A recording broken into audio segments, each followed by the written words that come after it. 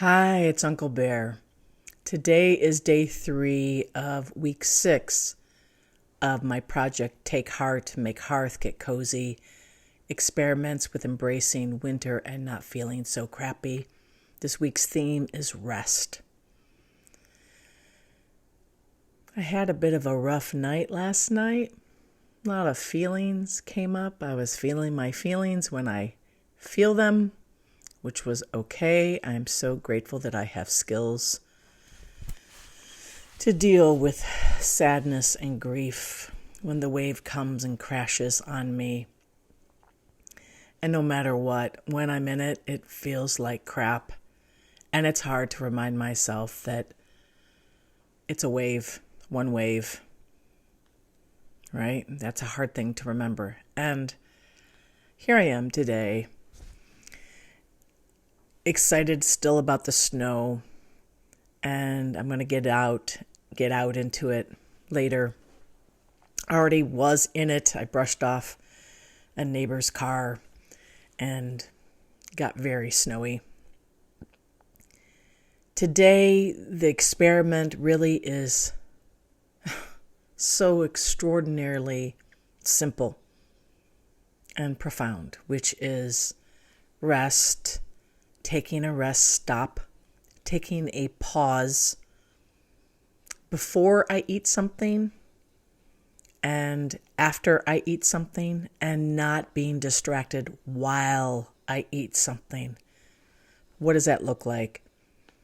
No screens, no books, no magazines, no conversations, even for me today, which is pretty easy because I live alone. So before I begin eating, taking a moment, eating my food and enjoying it, savoring it as much as I can, taking a stop, taking a rest afterwards. That's what I'm going to do today.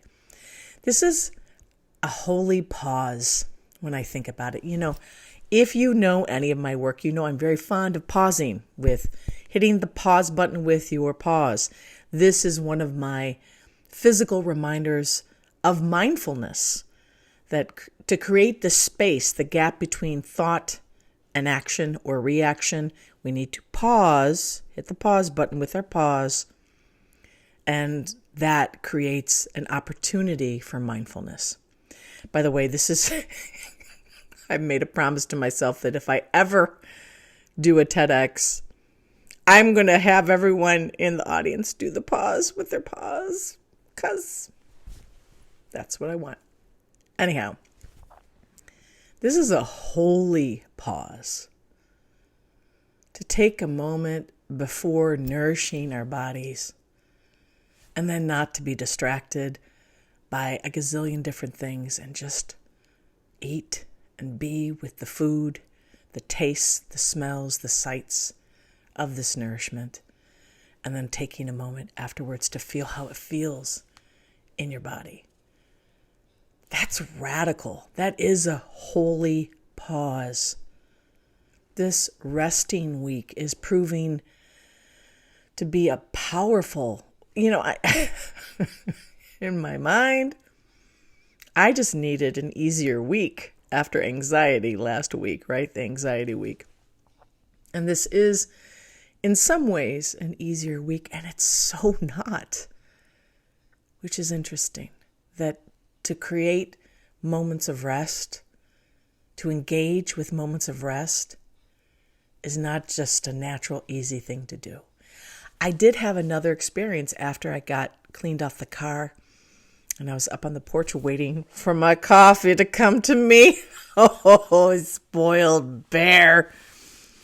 Seriously, the best coffee in Chicago. I closed my eyes and I rested, and I felt my body. I felt the coldness of my paws and my hands. I felt the goodness of having been doing physical labor early in the morning, and I just relaxed. That kind of pausing after doing stuff was incredible. It's incredible.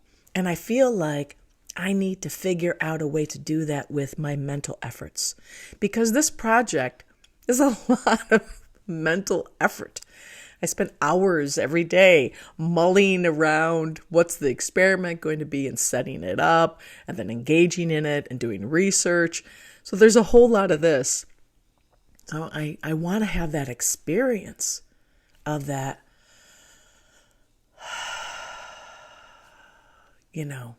when I'm doing mental labor, when I'm doing emotional labor, I want to have this experience of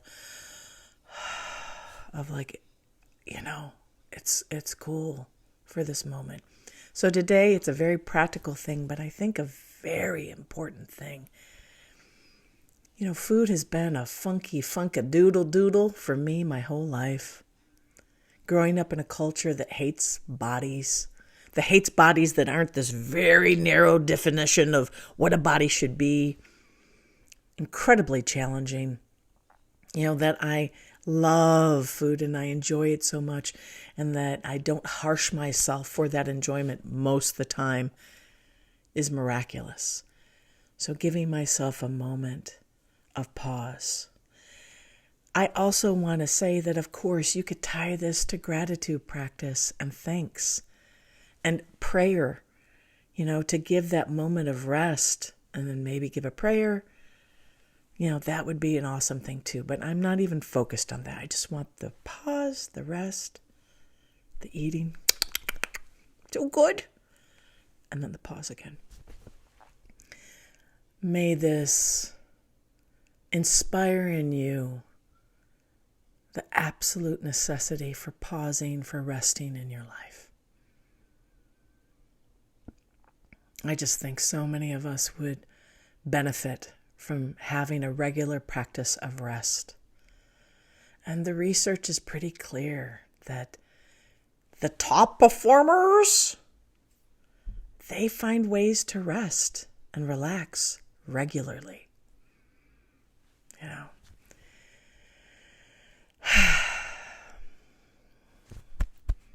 We do this thing together. We do this thing together. Thanks.